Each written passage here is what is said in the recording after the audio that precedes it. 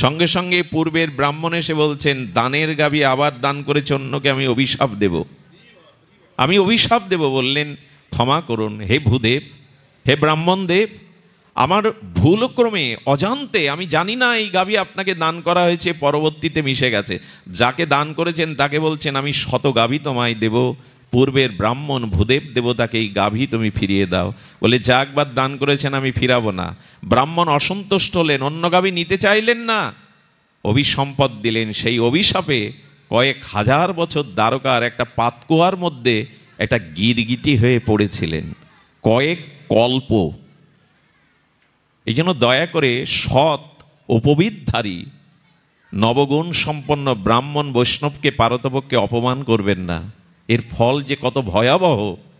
আমি ভাগবতের টিকায় দেখলাম, যদি সদাচার সম্পন্ন বা সরল ভক্ত হৃদয় ব্রাহ্মণ বৈষ্ণব এদেরকে অপমান করে, তাকে মলমূত্রের কীট হয়ে কয়েক কল্পকাল থাকতে হয়। খুব সতর্ক হবেন এই জায়গাগুলি। তো উনি গিরগিটি হয়ে ওখানে পড়ে আছেন। আচ্ছা আমায় বলুন তো, উনি যে অভিশাপ নিলেন, মলমূত্রের কীট বা ওই কুয়োর মধ্যে আবর্জনার মধ্যে গিরগিটি হয়ে পড়ে রয়েছেন, সবাই তাকে ত্যাগ করেছে অপরাধের জন্য, কিন্তু আত্মারূপে ভগবানকে ওকে ত্যাগ করে চলে গেছে। এই কথাটা বারবার যদি শতবার ভাবেন, হৃদয় নির্মল হবে। আমার কোনো অপরাধে, মহা অপরাধে আমি যদি মলমূত্রের কীট হই, ওখানেও আত্মারূপে ভগবান আমার সাথে ছাড়েননি, আমার হৃদয়ে বসেছেন। সবার মধ্যে তো একই আত্মা। যদি প্রশ্ন করি, ভগবান লক্ষ্মী দেবী যে চরণ সেবা করে, তুমি অনিন্দ সুন্দর ত্রিভঙ্গ মুরারি ব্রজেশ নন্দন, তুমি কেন মলমূত্রের কীট হয়েছে আমি আমার অপরাধে, তুমি কেন আমার হৃদয়ে আত্মারূপে আছো? ভগবান বললেন, সবাই তোকে অপরাধে ত্যাগ করে চলে গেছে, কেউ নাই, কিন্তু আমি তো তোকে ছাড়তে পারি না। আমি তোমার প্রকৃত বান্ধব, আমি ত্যাগ করলে তোমার আর কি গতি হবে গো? আচ্ছা আছো কেন ভগবান আমার মধ্যে? আছি কেন জানো? তোমার একটা অপরাধ ভুল হয়ে গেছে, তুমি পতিত স্খলিত হয়েছো, কিন্তু আমি তোমার মধ্যে এখনো আছি কেন জানো? আমি একটা অভিযানে নেমেছি, তোমাকে কবে আমার করব, আমার সরবধামে ফিরিয়ে নিয়ে যাব।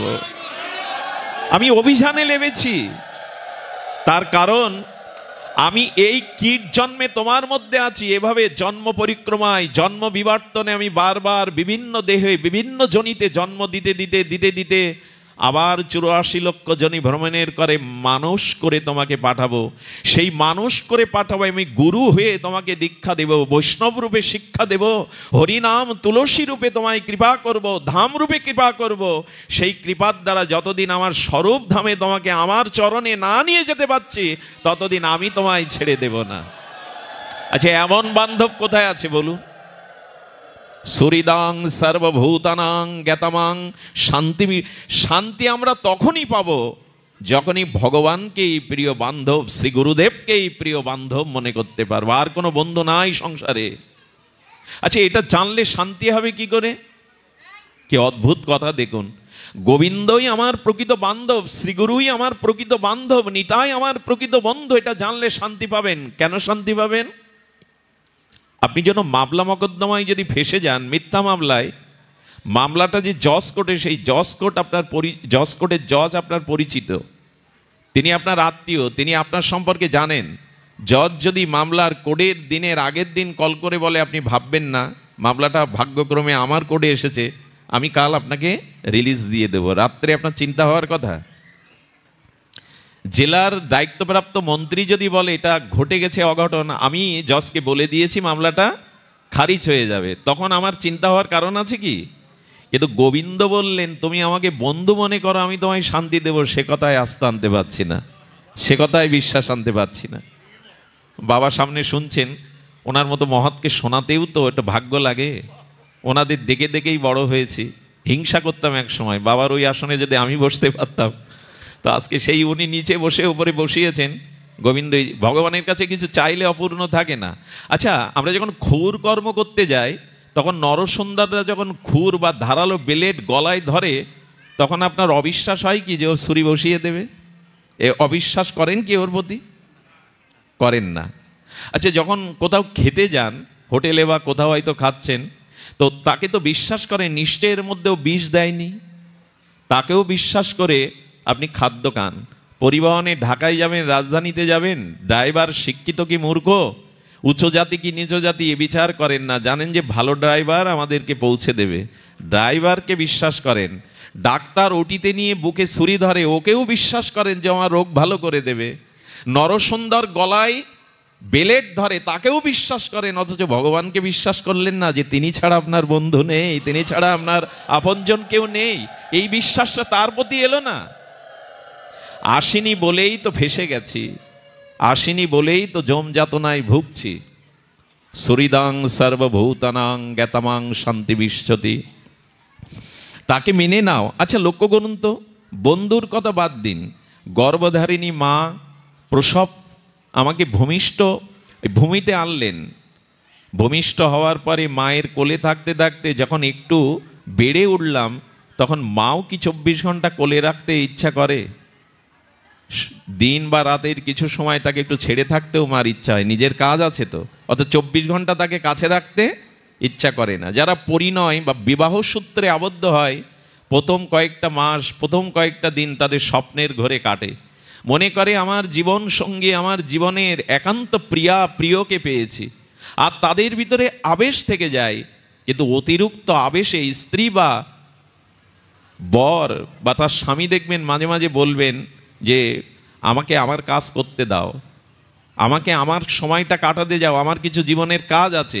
অর্থাৎ প্রেয়সী স্ত্রীর সাথেও তিনি 24 ঘন্টা থাকতে চান না, থাকতে পারেনও না। মায়ের সাথে তার শিশু সন্তান 24 ঘন্টা বুকে লেপ্টে থাকে না। কিন্তু গোবিন্দ বললেন 24 ঘন্টা নয়, অনন্ত জন্ম আমি তোমার মধ্যে একই সাথে রয়েছি, এক বিন্দু তোমায় আমি ছেড়ে যাইনি। আচ্ছা ভগবান যদি বলতেন আমি 10 মিনিট তোমাকে ছেড়ে দিলাম, আত্মাটা 10 মিনিটের জন্য, আমি তোমার দেহ থেকে 10 মিনিট তোমাকে ছেড়ে দিলাম, বাঁচবো আমি বাবা? তো এমন ভগবানকে স্মরণ করবেন না, এমন ভগবানকে তার সাথে বন্ধুত্ব করবেন না। শ্রী গুরুদেব কেমন বন্ধু জানেন? আমি বহু বছর আগে বাবার আশ্রমে এসেছিলাম একবার শ্রীগুরু তত্ত্ব আলোচনায়। নির্মল দাদাজি ছিলেন প্রাতঃস্মরণীয় পরম বন্দনীয় ভাগবত আচার্য। কথাটি স্মরণ আছে। গুরুদেব কেমন বন্ধু জানেন? চক্ষুদান দিলা যেই জন্মে জন্মে, কথাটি কিন্তু 700 চিরন্তন সত্য, অগ্নির মতো সত্য। আমাদের শ্যামাচরণ লাহিড়ী, এই পশ্চিমবাংলার এক বিখ্যাত জ্যোতিষী, ত্রিকালজ্ঞ যোগী, তিনি যখন ইঞ্জিনিয়ারিং পাশ করে ওনার প্রথম চাকরি, প্রথম ডিউটি পড়ল দুর্গাপুরে, ডায়নামাইট দিয়ে পাহাড় ভাঙার জন্য। উনি কর্ম পরিচালনা করছেন, পাহাড়ের গুহা থেকে গুরুগম্ভীর এক আওয়াজ ভেসে আসছে, দুর্গা এদিকে আয়। সেই মধুর গুরুগম্ভীর কণ্ঠে কে যেন ডাকছে, দুর্গা এদিকে আয়। ওরা আমার নাম ধরে কে ডাকে, এত মধুর কণ্ঠে কে ডাকে আমায়?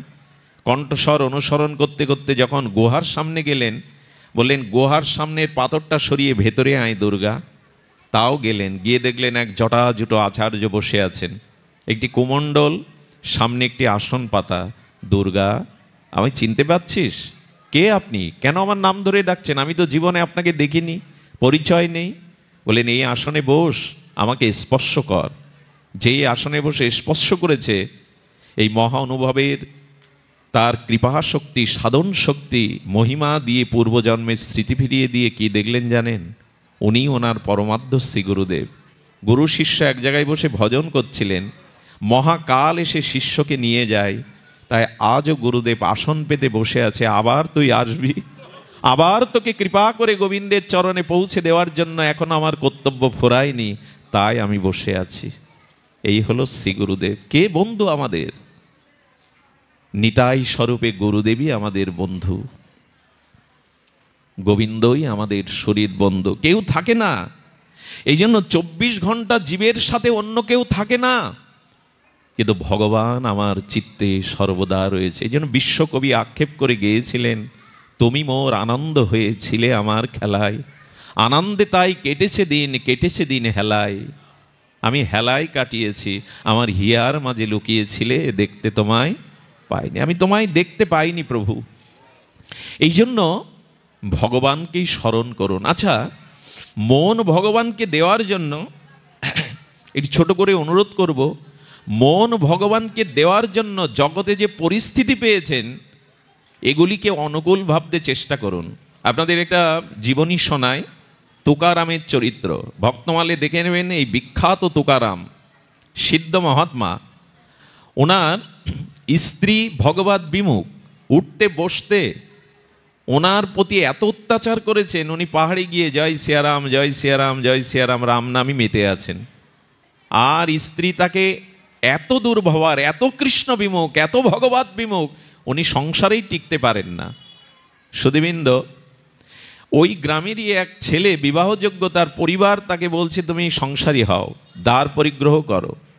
উনি তখন বলছে তুকারাম মহাপুরুষ, উনি যদি আদেশ দেন আমাকে সংসারী হতে, তাহলে আমি বিবাহ করব, সংসারী হব। কথাটা কেন বলছে জানেন? ওনার স্ত্রী কৃষ্ণ বিমুখ, ভগবত বিমুখ, উঠতে বসতেই তো আগুন জ্বালায়, নিশ্চয়ই উনি আমাকে সংসারী হতে বলবেন না। এই ভরসায় গিয়েছেন। পিতামাতা গুরুজন বলছেন আপনি বললেই ও বিবাহ করবে। আর বাবাজি তখন বলছেন, তুকারামজি বলছেন হ্যাঁ আমি আদেশ দিচ্ছি, দেরি না করে এই মুহূর্তেই তুমি বিবাহ করো। ছেলেটা চরণে পড়ে ব্যথা পেয়ে বলছেন বাবা, আপনি এত জ্বালায় জ্বলছেন আর সেই জ্বালার আগুনে আমাকেও ফেলার জন্য অনুমতি দিলেন। আমি ভেবেছিলাম মাতাজি বিমুখ, আপনাকে জ্বালায়, আমাকে নিশ্চয়ই এই অনুমতি দেবেন না। কি বলল জানেন? খুব মার্মিক কথা, কথা নয় তো অমৃত, সিদ্ধান্ত মঞ্জুষা।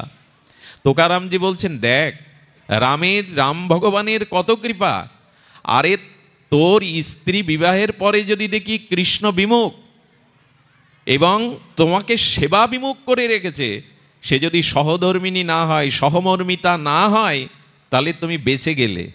কি বাজলাম? বলে আমি যেমন বেঁচেছি। স্ত্রী যদি আমার মনো অনুগামিনী হতো, প্রেয়সী হতো, তার প্রতি আমার যে আসক্তিটা চলে যেত, ওটা রামকে দিতে পারতাম না। এখন ও বিমুখ হওয়ায় রাম চেয়েছে যে স্ত্রীর প্রতি যে মোহ আসক্তি ভালোবাসা, সেটা ভগবান রাম নেবে বলে আমার এই ব্যবস্থা করেছেন। সাধু সঙ্গ কেন করতে হয় জানেন? সাধু সঙ্গ করলে, ভক্ত চরিত্র শুনলে অনেক ভার নেমে যায়। এ কথা যারা শুনবেন, স্ত্রী বা স্বামী যদি বিমুখ হয়, তখন আর অত যন্ত্রণা হবে না আপনার। আরে মনটা তো ওর দিকে যেত, ওটা ভগবানের দিকে গেল, ভালো কথা। আর শোন, তোর স্ত্রী বিবাহের পরে যদি সহধর্মিনী হয়, লক্ষ্মী স্বরূপিণী হয়, সেবা পরায়ণা হয়, তাহলে তো ভালো হয়ে গেল, ভালো হয়ে গেল। অর্থাৎ তাকে সাথে নিয়ে তুই ধর্ম করতে পারলি। আর যদি সে বিমুখ হয় এবং গোবিন্দ বিমুখ, স্বামীতে বিমুখ হয়, তাহলে আমার ভাগ্য কি জানেন? এক তুকারাম আর হবে না, আর একজন তুকারামকে আমি সাথে পাবো, আর একজন তুকারামকে আমি সাথে পাবো। কি অদ্ভুত এদের সিদ্ধান্ত! ছেলেটা বুঝলো। এই তুকারামের স্ত্রী দক্ষিণ ভারতে দুর্ভিক্ষ হয়ে অন্ন অভাবে মারা গেল, তার পুত্র এবং স্ত্রী। আপনার শুনলে অবাক হবেন, ছত্রপতি শিবাজি এসেছিলেন। ছত্রপতি শিবাজি এসেছিলেন, ওনাকে উনি গুরুরূপ সম্মান করতেন। এসে শিবাজি এসে বলেছিলেন, তুকারাম হে মহাত্মা, আমি আপনাকে গুরুতুল্য সম্মান করি, আমি মন্ত্রীদের দিয়ে আপনার কিছু মুক্তা মোহর এনেছি, এগুলো আপনি স্বীকার করুন। অর্থ হবে আপনার স্ত্রী পুত্র দুর্ভিক্ষে অন্যের অভাবে মারা গেল, আপনি কিছু স্বীকার করুন। কি অদ্ভুত কথা শুনুন। তার আগে একটা সংকেত দিয়ে দিই, অর্থ যদি, যার অর্থ জীবনে আছে, প্রাচুর্য আছে, সম্পদ আছে, সে যদি গুরুগত প্রাণ না হয়, সাধু সঙ্গ না করে, অর্থ যদি ভগবৎ সেবায়, বৈষ্ণব সেবায়, মহৎ সৎ কাজে না লাগায়, ওই অর্থ তার সমস্ত পাপের মূল কারণ হয়ে দাঁড়াবে। এটা ভাগবত সংজ্ঞা। অর্থ যার আছে, ঐশ্বর্য যার আছে, সে যদি গুরুতে, বৈষ্ণবে, ভগবৎ সেবায়, সাংসারিক মঙ্গল কাজে অর্থ নিয়োগ না করে, সাধুসঙ্গ না করে, ওই অর্থই তার পতনের, পাপের মূল কারণ হয়ে দাঁড়াবে। আচ্ছা, আমি তুকারামের মুখ দিয়েই বলাই আপনাদের, ভক্তমালে নাভাজি গোস্বামী বলাচ্ছেন, আর তিনি ছত্রপতি শিবাজিকে বলছেন আপনি ক্ষমা করবেন, এ অর্থ আমি নিতে পারবো না, এই জন্য যে পাপের একটা মূল আছে, সেই পাপের মূলই হলো অর্থ। খুব ধ্যান দিয়ে শুনতে হবে কথাটি। পাপের মূল হলো, আচ্ছা পাপ গণনা যদি করি, কয়েকটা যদি গণনা করি, তাহলে কি কি আসবে? পিতামাতাকে সেবা না করা, পরস্ত্রীর প্রতি আসক্তি আসা, মদ, হ্যাঁ জুয়া, এগুলি খেলা, এগুলো পাপের মধ্যে পড়ে কিনা? অর্থ ছাড়া এগুলি হয়? অর্থ ছাড়া এই কাজগুলি কারো দ্বারা হয় বলুন? কারো দ্বারাই হয় না। এই জন্য অর্থ আছে অথচ সৎসঙ্গ নেই, অর্থ আছে অথচ গুরু সেবায় লাগে না, অর্থ আছে মহতের সেবায় লাগে না, সৎ কাজে লাগে না, ওই অর্থ সমস্ত পাপের মূল কারণ হয়ে দাঁড়াবে। জগতের দিকে তাকিয়ে দেখুন, চারিপাশে তাকিয়ে দেখুন, এর জন্য ব্যাখ্যার প্রয়োজন নেই। এই জন্য বললেন আমি এ অর্থ স্বীকার করব না। তুকারাম বললেন, আচ্ছা আপনাদের মনে প্রশ্ন আসতে পারে তাহলে যার অর্থ নেই তাহলে তো তার দ্বারা পাপ হবে না? বলে তা নয়। তুকারাম বলছেন যার অর্থ নাই তারও পাপ হতে পারে, কারণ যার অর্থ নাই তার পাপ হয় লোভের কারণে। ওর হলো, আমার কেন হয়নি? লোভের কারণে তার পাপ হবে। লোভ এবং অর্থ হলো সমস্ত পাপের মূল কারণ। এই দুটি যেখানে সদ্ব্যবহার নাই, এই জন্য অর্থ থাকলে কিছু দিন, গৌর গোবিন্দকে দিন, বৈষ্ণব সেবায় দিন, সংসারের মহৎ কাজে মঙ্গল কাজে দিন, না হলে অর্থ কিন্তু অনর্থেরই কারণ হবে। এ কথা যে শুনিনি তা নয়, শুনেছি আমরা। তখন বলছেন আপনি এক কাজ করুন, আমাকে অর্থ দিতে চাইবেন কেন? আমি নাম রূপী পরম ঐশ্বর্য পেয়েছি, ভগবানের নাম। আমি যে ঐশ্বর্য পেয়েছি ভগবানের শ্রী নাম, এটি চোরেও চুরি করবে না, এতে কেউ হিংসাও করবে না। এই নাম আমার সম্পদ, এই নামই আমার পরম ধন। এই যে প্রেমকে এই জন্য মহাপ্রভু পঞ্চম পুরুষত্ব প্রেম মহাধন বলেছেন। প্রেম ভক্তিকে মহাপ্রভু কি বলেছেন? প্রেম মহাধন। অর্থাৎ প্রকৃত ধন হলো প্রেম ও ভক্তি ভজন। এটি যদি থাকে কেউ ছিনিয়ে নিতে পারবে না, এটা কেউ ছিনিয়ে নিতে পারবে না। এই পরম ধন চোর চুরি করে নিয়ে যেতে পারবে না, এটা হিংসা করেও কেড়ে নেওয়া যাবে না। এটা প্রেম ও ভক্তি ধন, এটা পেয়েছি, আমার আর দ্বিতীয় ধনের আশা নেই। ছত্রপতি শিবাজি তখন বলছেন এক কাজ করুন, তাহলে আজ থেকে আপনি আমাকে শিষ্য করে নিন। আচ্ছা আপনার আমার কাছে কেউ যদি দেশের প্রধানমন্ত্রী, ছত্রপতি শিবাজি, যদি কোনো প্রধানমন্ত্রী এই জাতীয় ব্যক্তি এসে আমার শিষ্যত্ব হতে চায়, আমি কি ছেড়ে দেব? তখন বললেন না, আপনার গুরুদেব রামদাস বাবাজি জঙ্গলে আছে, ওইখানেই আপনি দীক্ষা নেবেন, আমি আপনার গুরু নই। দেখুন দীক্ষাটাকেও স্বীকার করলেন না। এনারাই হলেন জগৎকে দেখিয়ে গেছেন পথ, সম্পদ কোনটি, আগড়ে ধরতে হয় কোনটি, এরাই জগৎকে জানিয়ে গেছে মহিমা। দেখুন অনেকেই বলেন বাবা তুমি তো বলছো, তো এই যে বাবাজিদের এত অর্থ এত প্রাচুর্য, এগুলি অনেকে এরকম প্রশ্ন তোলে, বাবাজিদের যে এত অর্থ আছে তাহলে গৃহীদের থাকলে দোষ কি? দোষ আছে শুনুন। এক সাধু বাবা, মা ওই বাচ্চাগুলিকে পেছনে একটু থামাও তো, ওই খেলা করছে যারা নাট মন্দিরে। বাবা আমি দেখছি বাবা। তো কি হয়েছে, সাধু রিজার্ভেশন কামরাতে 10টা ব্যাগেজ নিয়ে উঠেছে, আর ঘটনাক্রমে ওখানে একটা শেঠ অর্থশালী ব্যক্তি, ধনাঢ্য ব্যক্তি, সেও 10টা সংখ্যায় 10টা ব্যাগেজ নিয়ে উঠেছে। এখন অসাধু ব্যক্তি সাধুকে দেখলে তাদের আবার জিহ্বাটা ঠিক থাকতে চায় না। তো সাধুকে বলছে বাবা পার্থক্য কোথায়, আপনার গৌরিক কাপড় আর আমার সাদা ধবধবে কাপড়, পার্থক্য কোথায়? যাচ্ছি বৃন্দাবনে, তা আপনার 10টা ব্যাগ আমারও 10টা ব্যাগ, পার্থক্য কি? সাধু দেখলেই তো কেউ এরকম একটু তোলে। বাবা ওই ব্যাগগুলো 10টা আমারও 10টা, পার্থক্য কি? শুধু কাপড়ের? সাধু বাবা কিছু বলছেন না। বললেন আজকালকে সাধুদের সম্পদ, শুধু আমাদের থাকলে দোষ।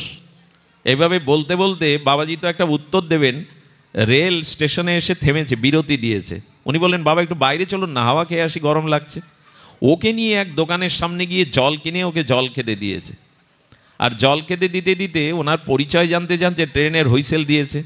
যেই হুইসেল দিয়েছে এই শেঠ ভদ্রলোক শিল্পপতি বলছেন আরে বাবা হুইসেল দিয়েছে চলুন তাড়াতাড়ি। ওনার হার্ট এটে ধরেছে। বলবান সাধু, আরে একটা ট্রেন ছেড়ে দিলেও কি পরের ট্রেনে যেতে পারবে? বলে কি বলছেন, কি মূল্যবান জিনিসপত্র আছে আর আপনি ছেড়ে দিন, রেখে দিন তো। বাবা হচ্ছে যেতে দেবো না তো। ব্যাগ তো আমারও 10টা আছে, ব্যাগ তো আমারও 10টা আছে, এত ব্যতিব্যস্ত হচ্ছে কেন? হুইসেল দিয়ে ট্রেন ছাড়ছে, আমার তো ব্যতিব্যস্ততা নেই।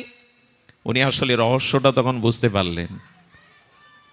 আমি বলতে চেয়েছি সাধুর কাছে যে সম্পদ আছে তাতে তার আসক্তি নেই, গৌর গোবিন্দ সেবার, ভক্ত সেবার জন্য রেখেছেন। শুধু আসক্তিটা না থাকলে হল।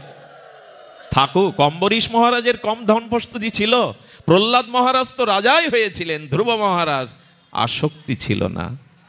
অশক্তি অনবিসঙ্গ। এই জন্য প্রশ্ন তুলবেন না সাধুর এত টাকা পয়সা জমি জমা কেন। ওইখানে ভেবে দেখুন উনি নিজের জন্য ভোগের জন্য কিছু করেননি। আমরা এই প্রশ্নগুলো কূট বুদ্ধিতে তুলে বসি। সুধীজন, এই জন্য নিবেদন করব যে আমাদের উচিত হবে নিতাই ছাড়া আমাদের বন্ধু নাই, নিতাই বিনা আমাদের কোনো বন্ধুই নাই। এটি আমাদের স্মরণে আনতে হবে, এটি আমাদের মননে আনতে হবে। আর এই মনন স্মরণ একমাত্র আসবে ভাগবত শ্রবণে। বাবা যে 1 মাসের ব্যবস্থা করেছেন এই কেশবব্রতের, এই আমাদের সনাতন বৈদিক সভ্যতায় কয়েকটি মাস বড় পবিত্র, দামোদর মাস, কেশবব্রত মাস, মাঘ মাস, বাবা এই ব্যাখ্যাগুলো করেছেন নিশ্চয় আগে অন্যান্য আলোচকরা। আমি কেশবব্রতের এই পবিত্র মাসে বলবো, আজকে যারা ভাগবত শ্রবণের সৌভাগ্যপ্রাপ্ত হলেন গোবিন্দ গুরু কৃপায়, এই ভাগবত সাধু সঙ্গে শ্রবণ ব্যতীত ছাড়া আমাদের কল্যাণের পথ, মঙ্গলের পথ, অত্যান্তিক শান্তির পথ খুলতে পারে না। একটা অপূর্ব দৃষ্টান্ত আপনাদের শোনায়, খুব মার্মিক দৃষ্টান্ত। আমাদের বৃন্দাবনে 84 ক্রোশে খুব ধ্যান দিয়ে শুনতে হবে, একটি বাক্য যেন আপনাদের কর্ণের বাইরে না যায়, হৃদয়ে প্রবেশ করে। এই আশ্রমে রাধা মাধবের প্রিয়তমের আশ্রমে এক বাবাজি মহারাজ বৈকালিক সময় পাঠ করতেন। উনি অনুভব বেদ্য মহাপুরুষ, ভজনানন্দী। তো ভাগবত যখন পাঠ করতেন, 20-25 জন ব্রজবাসী আশ্রিত কিছু শিষ্য নিয়ে উনি মন্দির প্রাঙ্গণে ভাগবত বৈকালিক সময় আস্বাদন দিতেন। এখন ওনারই আশ্রমে এক যুবক, তার নাম রামদাস।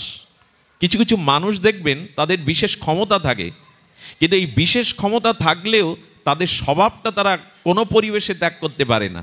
যেমন একজনের উচ্চস্বরে কথা বলা অভ্যাস, কিন্তু সেটা সব জায়গায় বলতে হবে, মাঝে মাঝে সে নিয়ন্ত্রণ করতে পারে না, সব জায়গায় স্বভাব বেরিয়ে পড়ে।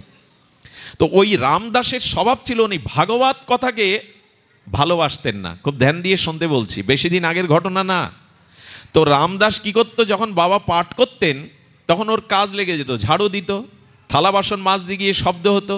বাবা ব্যাসপীঠ থেকে বললেন, কিরে রামদাস, 2 ঘন্টা পরেও তো কাজটা করতে পারতিস, বা পাঠের আগে করতে পারতিস।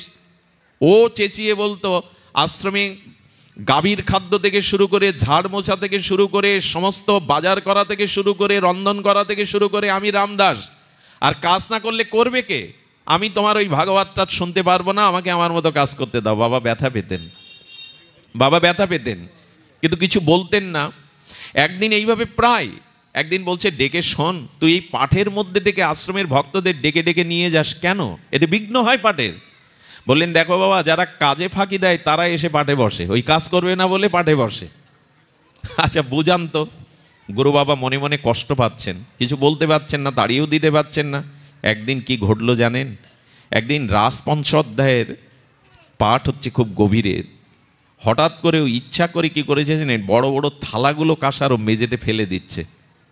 আর ওই শব্দতে যখন পাঠে বিঘ্ন হয়ে বাবা ব্যথা পেয়েছেন, অন্তরে ব্যথা পেয়েছেন, তখন ব্যাসপীঠ থেকেই বলে বসেছেন, কি বলেছেন, আজ জন্মে মরে তুই বানর হ, হরিকথাতে তো শ্রদ্ধা হলো না ভাগবতে। যেই বলে নিচে নেমেছেন, ওনারও কেন বললাম কথাটি, বিশ্বাস করুন, বেশি দিন আগের না, 1 সপ্তাহ পরে ওর শরীরে জ্বর দেখা দিল এবং ওই জ্বরেই মারা গেল। বাবা অন্ত্যেষ্টিক্রিয়া করলেন, ভোগ মহোৎসব করলেন, সেবা অন্তে 2 মাস উনি পাঠ বন্ধ রেখেছিলেন। কেন বললাম কথাটি, সত্যি সত্যিই চলে গেল। 2 মাস পর ভক্তদের অনুরোধে উনি ভাগবত খুলেছেন। ভাগবত যেই খুলেছেন, ভাগবতের মঙ্গলাচরণ যেই শুরু করেছেন, হ্যাঁ, সচ্চিদানন্দ রূপায় বিশ্বোৎপত্তাদি হেতবে তাপত্রায় বিনাশায় শ্রীকৃষ্ণায় বয়ং নমঃ, এই যেই মঙ্গলাচরণ শুরু করেছেন, কি বলবো আপনাদের, একটা ছোট বানর এসে আসরের সামনে বসে হাত জোড় করে বসেছে প্রণাম করে।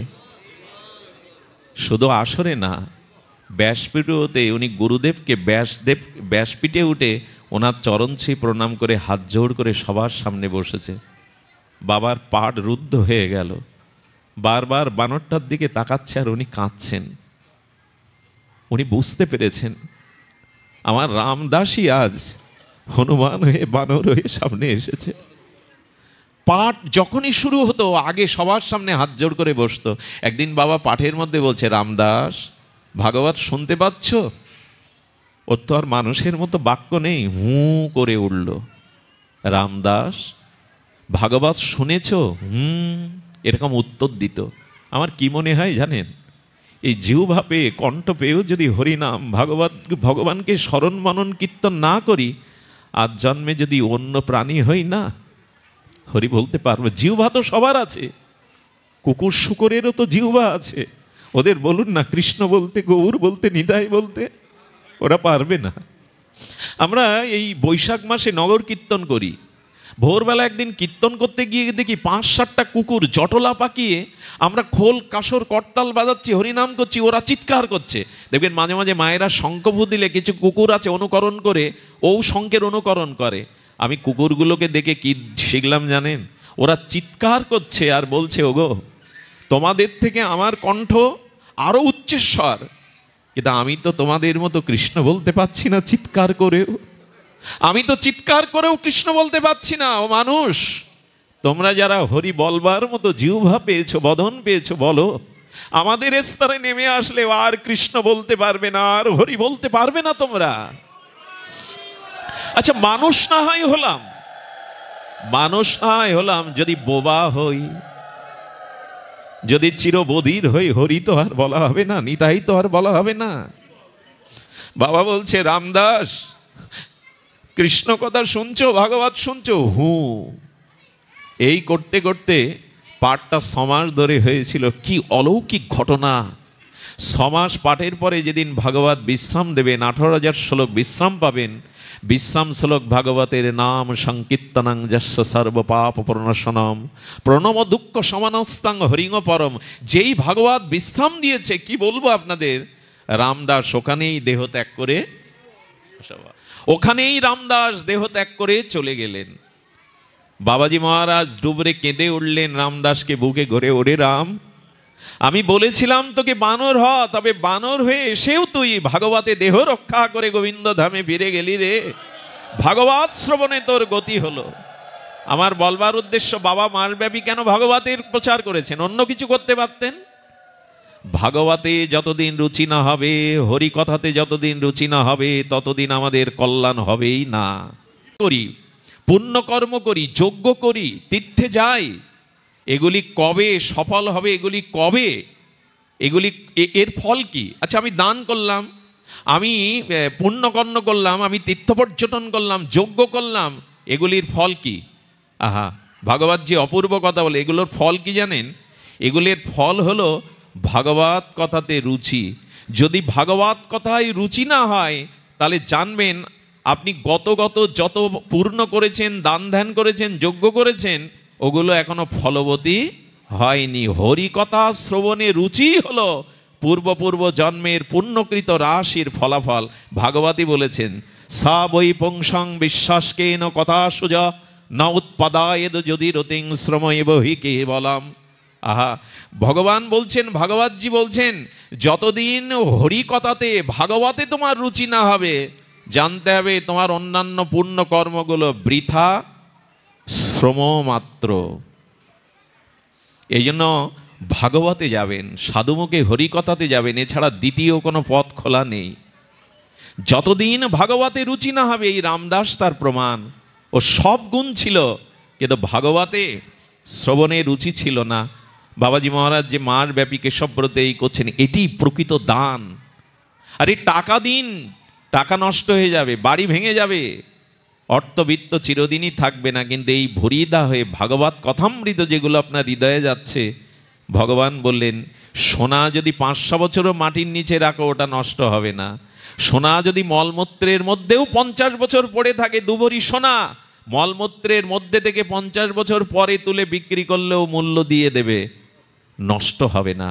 হরিকথা যাদের কর্ণ দিয়ে হৃদয়ে যায়, এই কথা, এই ভজন কোনো জন্মেই নষ্ট হয় না, ভগবত প্রাপ্তির কল্যাণ হয়ে দাঁড়ায়। তাই আপনাদের কাছে নিবেদন করব, যত পারেন সাধুমুখে হরিকথা শুনুন। এই মাগুরা অঞ্চল, ফরিদপুর অঞ্চল, এটা হরিকথারই প্লাবিত অঞ্চল। তো এই অঞ্চলের মানুষগুলোর হরিকথা শ্রবণের ব্যাকুলতা অনেক বেশি। আমি দাবি করতে পারি আমাদের দক্ষিণ অঞ্চল থেকে এটা অনেক বেশি। শুনুন, যত পারেন হরিকথা শুনুন। হরিকথা শ্রবণের পরে আপনার আর দায়িত্ব নাই, গোবিন্দই দায়িত্ব নিয়ে দেবে আপনার হৃদয় ঝেড়ে মুছে পরিষ্কার করার। সিন্নান্ত সকতা কৃষ্ণপূর্ণ শ্রবণ কীর্তন হৃদয়স্থ অভদ্রাণী বিধুনতি সরিদ সতাম। গোবিন্দ বললেন, সিন্নান্তু সকতা কৃষ্ণ, কৃষ্ণ কথা কর্ণ দিয়ে প্রবেশ করলো, মানে কথারূপী ভগবান নিজেই প্রবেশ করলো। বিধুনতি বলেছেন, আমি তোমার হৃদয়ে গিয়ে তোমার অনন্ত জন্মের বাসনা ঝাড়ে মুছে পরিষ্কার করে দেব। বিধুনতি, ধুয়ে মুছে দেব, আমার কথা শ্রবণ করো। হরি কথা শ্রবণ করো, এটিই একমাত্র উপায় আমাদের চিত্তকে বিমল করে দেবে। দেখুন, ভজন এমন একটি জিনিস, আসুন, ভজন ছাড়া জীবের অত্যাত্মিক কোনো মঙ্গল নাই, শান্তি নাই, কল্যাণও নাই। আমাদের জীবনে একমাত্র ভজন চাই। সেই ভজনের দুটি ভক্ত চরিত্র বলেই পাঠ বিশ্রাম রাখি। ইচ্ছা ছিল নিতাই চাঁদের কথা বলা, কিন্তু আমরা নিতাই মহিমার কথা, নিতাইয়ের কথা এখানে তো বলতেই হবে। নিতাই গত প্রাণ বাবা। তো আসুন আমরা সেই নিতাই চরিত্র শুনি, ঠাকুরমশাইয়ের একটা পদ উচ্চারণ করি। এখানে যদি নিতাই কথা না আসে, বুকে আক্ষেপ থেকে যাবে, ব্যথা থেকে যাবে।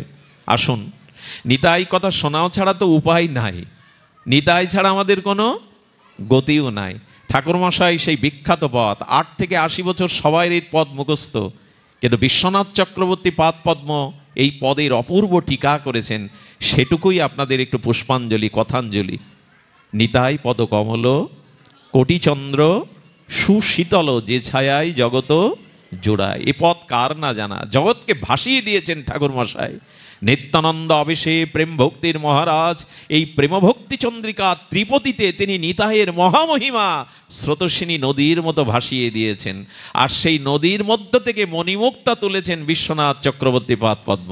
আহা, যেন রত্নাকরের মতো রত্ন তুলেছেন এই প্রেম নদী থেকে, নিতাই প্রেমের নদী থেকে। কি জানেন, ঠাকুরমশার এই পদে নিতাইয়ের চরণকে 3টি বিশেষণ দিয়েছেন, খুব অপূর্ব।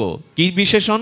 নিতাই পদ কমল, অর্থাৎ নিতাইয়ের চরণ দোখানা কিসের সাথে তুলনা দিচ্ছেন? প্রস্ফুটিত কমল পদ্মের সাথে। দ্বিতীয় বিশেষণ কোটিচন্দ্র সুশীতল, ওই চরণে 1 কোটি চন্দ্রের যে সুশীতলতা সেটি নিতাই চরণে আছে। আরেকটি বিশেষণ দিচ্ছেন, ওই ছায়ায় জগৎ। কটা বিশেষণ হলো?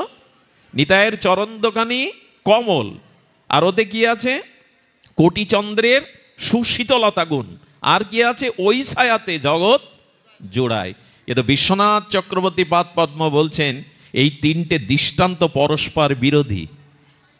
এই 3টে দৃষ্টান্ত পরস্পর বিরোধী, কারণ কমলের সাথে চন্দ্রের বিরোধ আছে।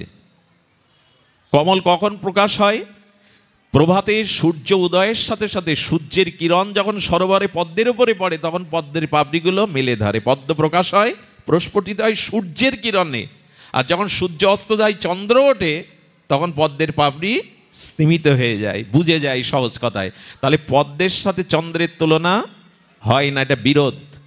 চন্দ্রের সাথে পদ্মের সম্পর্ক নাই, ফোটার প্রকাশের সম্পর্ক নাই, বরঞ্চ স্তিমিত হওয়ার। ঠাকুরমশাই জেনে শুনে এই দৃষ্টান্ত দিলেন কেন?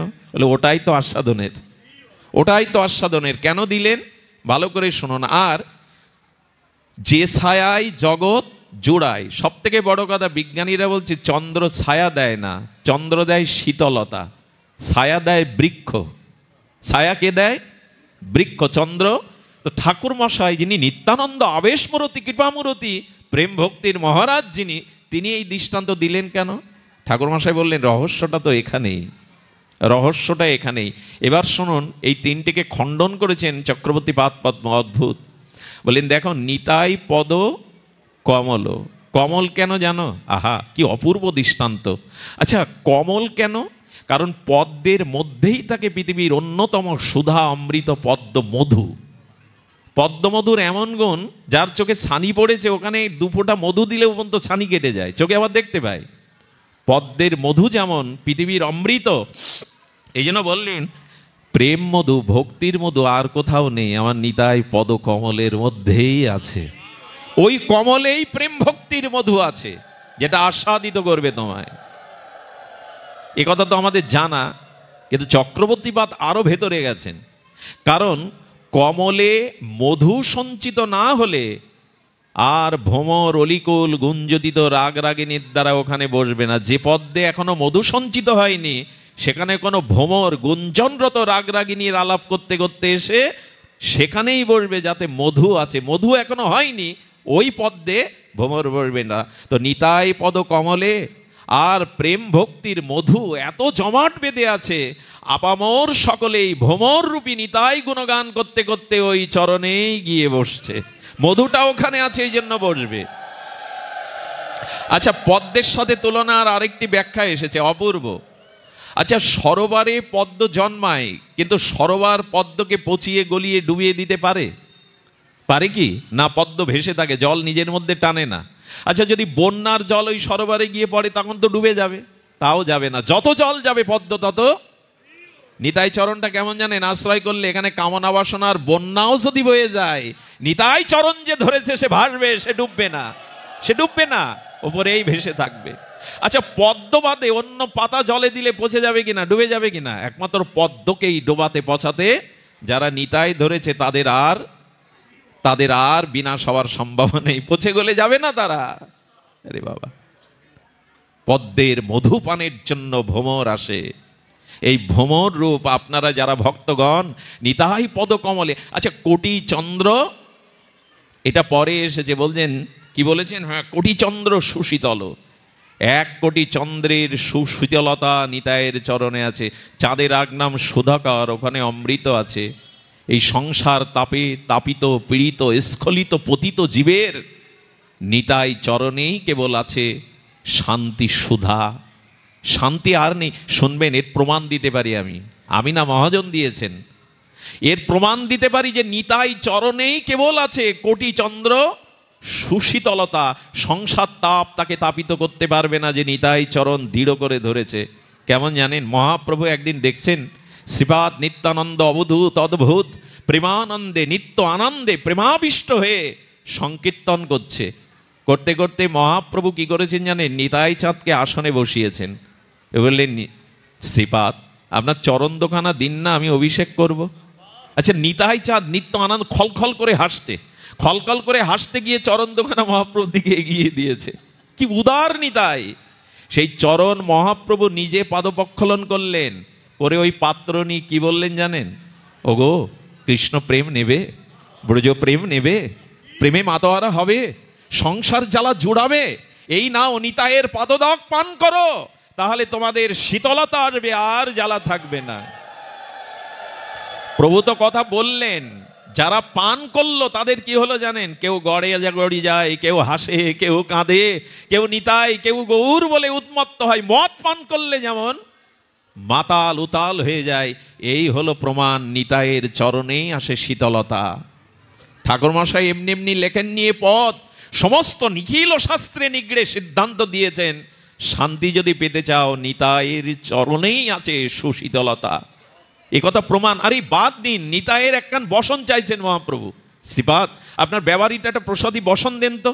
সেই লাল গৌরী কাপড়টা মহাপ্রভু ছিঁড়ে ছিঁড়ে বলছেন, এই সুতা যে মাথায় গায়ে পড়বে তার কৃষ্ণ প্রেম হবে। আরে বারে, নিতাইয়ের প্রেমমাখা প্রসাদী বস্ত্র যে একখণ্ড করে হাতে মাথায় বাঁধবে তার কৃষ্ণ প্রেম। কি অদ্ভুত নিতাই চরিত্র! বসনের মধ্যেও প্রেম আছে, সোয়াসে রোগের মতো। আর আমি কি বলবো গো, মহাপ্রভু এক কথাই সেরে দিয়েছেন। কথাটি আমি দুবার বলবো যাতে আপনার এই হৃদয়ে কথাটা রেখাপাত করে। রেখাপাত তো করছে, আপনারা শুনছেন। মহাপ্রভু প্রতিজ্ঞাপূর্বক জীবকে অভয় বাণী দিয়ে গেছেন, দিনন্তে যে নিতাই বলে একবার, কয়বার? দিনন্তে যে নিতাই বলে একবার, আমি হই তার, সে হয় আমার। এর থেকে বড় কথা আর কি বলবে মহাপ্রভু? দিনান্তে একবার সরল প্রাণী নিতাই বলো, মহাপ্রভু বলছেন আমি তার হব, সে। আর কি মন্ত্র থাকতে পারে জগতে? এমন পতিত পাবন আর আসেনি, এমন পতিত উদ্ধারণ আর আসেনি। জীবের দ্বারে দ্বারে মহাপ্রভু নাম বিলাননি। 24 বছর নবদ্বীপ লীলাতে তাও ঘরের মধ্যে হাঁক দিয়ে নাম করলেন। কে গেল বদ্ধ জীবের দুয়ারে? কে নামের ডালি নিয়ে ভিক্ষা করতে করতে বদ্ধ জীবের দুয়ারে গেল? শেষ 24 বছর 6 বছর মহাপ্রভু দক্ষিণ ভারত ভক্তি প্রচার করেছেন। শেষ 18 বছর লীলা চলে, 12 বছর গম্ভীরা থেকে বেরোননি। তো জীবের দ্বারে কে নাম প্রেম প্রচার করলো? আমার নিতাই প্রচার করলেন। আজকে এই ভাগবত, আজকের এই হরিনাম, আজকের এই বৈষ্ণব সেবা নিতাই না দিলে জগতে পেতাম না আমরা। আজ এই যে ভাগবত, এটি নিতাইয়ের ধর্ম। 2 ভাগবত সঙ্গে করান সাক্ষাৎকার। কে দিল ভাগবত? কে জানতো ভাগবত? কে জানতো এক পংক্তিতে বসে সবাইকে বৈষ্ণব সেবা? এটি নিতাইয়ের অবদান। বাঙালি অন্তত, ভারতীয় আমাদের বঙ্গদেশের বাঙালিরা অন্তত নিতাইয়ের কাছে ঋণী আমরা, চিরদিন চিরজন্মে ঋণী। দ্বারে দ্বারে তিনি বিলিয়েছেন নাম। আচ্ছা, নিতাই যদি ইশারা করে, একটা আশ্চর্য হতে হয়, লক্ষণের যিনি বলরামের যিনি মূল অংশী, গোবিন্দ, বলদেব এবং কৃষ্ণ, তারা সমবায় কারণ আর নিমিত্ত কারণ। দুটো বস্তু ঘটাতে গেলে, যেমন মাটি দিয়ে ঘট তৈরি করতে গেলে উপাদান কারণ মাটি আর নিমিত্ত কারণ, নিমিত্ত কারণ মাটি আর উপাদান কারণ, উপাদান নিমিত্ত সমবায় কারণ দুজন লাগে, কোমল লাগবে, মাটি লাগবে। তেমন গৌর প্রেম, ব্রজপ্রেম নিতাই আমাদের জগতে দান করেছেন। সে কথা আপনাদের জানা। বৃন্দাবন দাস ঠাকুর ভাসিয়ে দিয়েছেন নিতাই মহিমা শ্রী চৈতন্য ভাগবতে। উনি কি বললেন জানেন? উনি একথাই বলে ভাসিয়ে দিলেন, বৃন্দাবনের গোপী প্রেম যা গাই ভাগবতে। আরে যা শুনছো ভাগবতে, কে দেবে তোমায় গোপী প্রেম? একলি নিত্যানন্দ হইতে তা পাইবে জগতে। কে পাবে গোপী প্রেম, ব্রজপ্রেম? এই জন্য ঠাকুরমা শরণীরা, দৃঢ় করি ধরো নিতার পাই। দৃঢ় করে ধরো, শিথিলভাবে ধরো না, দৃঢ় করে ধরো, তাহলে সব পাওয়া উঠবে। আর যে ছায়ায় জগৎ জোড়ায়, এই ব্যাখ্যা অপূর্ব করেছেন চক্রবর্তীপাদ। আচ্ছা, বৃক্ষের তলে এই তপ্ত তাপদহে যে ব্যক্তি শ্রান্ত ক্লান্ত হয়ে বিশ্রাম নিচ্ছেন, উনি যদি বৃক্ষ থেকে হাঁটতে শুরু করেন, বৃক্ষ ছায়া দিতে দিতে যাবে তো ওনার পাশে, বৃক্ষ সাথে সাথে যাবে তো। আচ্ছা, প্রখর রৌদ্র, একখণ্ড মেঘ আপনার মাথার কাছে ছায়া ফেলছে, ওটা আপনার বাড়ি যাওয়া পর্যন্ত, লক্ষ্যে যাওয়া পর্যন্ত ওইভাবে ছায়া দিয়ে যাবে তো? মেঘের ধরে গেছে ছায়া দিতে, মেঘ তো উড়ে যাবে। ঘরের ছায়াও কি আমরা সবসময় থাকতে পারি? কাজের জন্য তো বাইরে যেতে হয়, এয়ার কন্ডিশন আমাকে শীতলতা বাইরে দেবে না। কিন্তু নিতাই চরণকে যে ধরেছে, তার ইহকালে পরকালে শান্তির ছায়ার অভাব হবে না।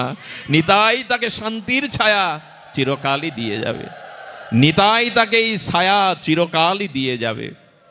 হেন নিতাই বিনে ভাই ব্রজে রাধা কৃষ্ণ। দেখুন, এইখানে একটা অপূর্ব সিদ্ধান্ত। আমি মনে করেছিলাম দৌড়ে পালাবো তাড়াতাড়ি। আমার বুধাটার জন্মস্থানে মন্দিরে আজ 16 প্রহর নামযজ্ঞের অন্তিম দিন। একরকম অপরাধী হয়েছে তাদের ছেড়ে চলে আসা। অনেক মহাত্মাগণ আমাদের দিকে তাকিয়ে যায়, তবু বাবার এখানে আজকের এই দিনটার জন্য আমি নিজের আশ্রমের, আমাদের নিজের মন্দিরের আজকে 16 প্রহর নামযজ্ঞ হচ্ছে। এই জন্য ভক্তগণ আপনাদের হয়ে আমাকে ক্ষমা করেন। তবু লোভ সামলানো যায় না। আচ্ছা, লোভী ব্যক্তির সামনে ভালো ভালো খাদ্য দিলে কি করে? সে পেটের চিন্তা করে, স্বাস্থ্যের চিন্তা করে। তো ওই অবস্থা হয়েছে। নিতাইয়ের জায়গায়, নিতাইয়ের অনুরাগে এ বলতে তো ফোরাই না। নিতাই চাঁদের মহাময় বলতে গিয়ে বলা হয়েছে এমন, যখন ছায়া উনিই দেবেন। আর নিতাইয়ের করুণা ব্যতীত খবরদার করেছেন মহাজনরা, গৌরও পাবেন না, রাধা মাধবের যুগল মাধুর্যও পাবেন না। একবার চিন্তা করুন তো, কথাটা আমার না, মহাজনের। দেখুন, শাস্ত্রে তার প্রমাণ দিয়েছেন। শিল গুরু মহারাজ রাধাকুণ্ডে ব্যক্ত করেছেন এই সিদ্ধান্ত। শিল গুরু মহারাজ বলছেন, সব থেকে বড় দৃষ্টান্ত ষড়গোস্বামীর মধ্যেই রঘুনাথ দাস গোস্বামী। চিন্তা করতে পারেন, এখান থেকে 600 বছর, 550 বছর আগে 8 লক্ষ টাকা নিটাই, এখন সেটা 800 কোটির সমান। তার মানে উনি হিরণ্য গোবর্ধনের রাজপুত্র হয়ে জন্মেছেন। সুন্দরী অশ্বরা সময় স্ত্রী, ইন্দ্র সম ঐশ্বর্য, সোনার চামচ মুখে। কিন্তু 18 বার, কয়বার? 18 বার সংসার ফাঁকি দিয়ে মহাপ্রভুর চরণে যেতে গেছেন। কতবার? 18 বার। রঘুনাথ দাস গোস্বামী 18 বারের মধ্যে সববার যেতে পারেনি, ধরে ধরে এনেছে, পৌঁছাতে পারেনি। শেষবার যখন মহাপ্রভুর চরণে গেলে মহাপ্রভু খুশি হলেন না। এই দেখুন, শেষবার যখন মহাপ্রভুর চরণে গেলেন, মহাপ্রভু তাকে বললেন, মর্কট বৈরাগ্য না কর লোক দেখাইয়া, যথাযথ বিষয় ভঞ্জ অনাসক্ত। যাও রঘুনাথ, বারবার লোককে দেখাচ্ছ কেন আমি সংসার বিরাগী, আমি ত্যাগী? বারবার আমার চরণে আসছো কেন? আচ্ছা, পতিত উদ্ধারণ মহাপ্রভু রঘুনাথ দাস গোস্বামীর মতো চিহ্নিত পরিকরকে ফিরিয়ে দিচ্ছেন কেন? দিচ্ছেন কেন জানেন? নিতাই কৃপা হয়নি, আমার কাছে এসো না। কত বড় সিদ্ধান্ত গুরু মহারাজ জানিয়েছেন। নিতাই কৃপা হয়নি, ফিরে যাও। 18 বার তিনি পরাস্ত হয়েছেন, ফিরে এসেছেন, মহাপ্রভুই তাকে ফিরিয়ে দিলেন। বাড়ি বসে বসে সাধুদের সাথে সংকল্প করেন আর গবেষণা করেন, আমার এই দশা কেন, মহাপ্রভু কেন ফিরিয়ে দিলেন? আর হৃদয়ে সেই বাণী এলো, বিবেকের বাণী, তুমি নিতাইয়ের কৃপা এখনো পাওনি তো গৌর পাবে কি করে? আহা, উনি এলেন পানিহাটিতে, সেই পানিহাটিতে রাঘব ভবনে ভাগীরথী গঙ্গার তীরে বটবৃক্ষের ছায়ে নিত্যানন্দ অদ্ভুত অবধূত কোটি চন্দ্র সূর্য প্রভা জ্যোতিতে দাদার গোপালকে নিয়ে তিনি বসে আছেন। আর সেই কোটি প্রভাতে বসে দেখে দূর থেকে রঘুনাথ দাস গোস্বামীকে দেখে কানে কানে নিতাই চাঁদকে বলছেন রঘু এসেছে, কানে কানে নিতাই চাঁদকে বলছেন রঘু এসেছে। ধ্যান দিন এদিকে, সঙ্গে সঙ্গে বলছেন নিতাই চাঁদ কৃপা দৃষ্টি দিয়ে বলছেন ওরে চোরা এতদিন বাদে দিলি দর্শন। আচ্ছা, নিতাই চাঁদ রঘুনাথ দাস গোস্বামীকে চোর বলছেন কেন? শুনছেন শব্দটি, ওরে চোরা এতদিন বাদে দিলি কেন দর্শন। চোর বলছে কেন জানেন? সেই বিদ্যাসাগর মহাশয়ের ছোটবেলার আমরা পড়েছি, অপরের দ্রব্য না বলে হাত দেওয়া বা নেওয়াকে চুরি বলে, বলেছেন কিনা বিদ্যাসাগর মহাশয়। তা নিতাই চোর বলছেন কেন জানেন? আমার সম্পদ তুই আমাকে না জিনিয়ে পেতে গেছে, সেই জন্য তোকে চোর বলছি।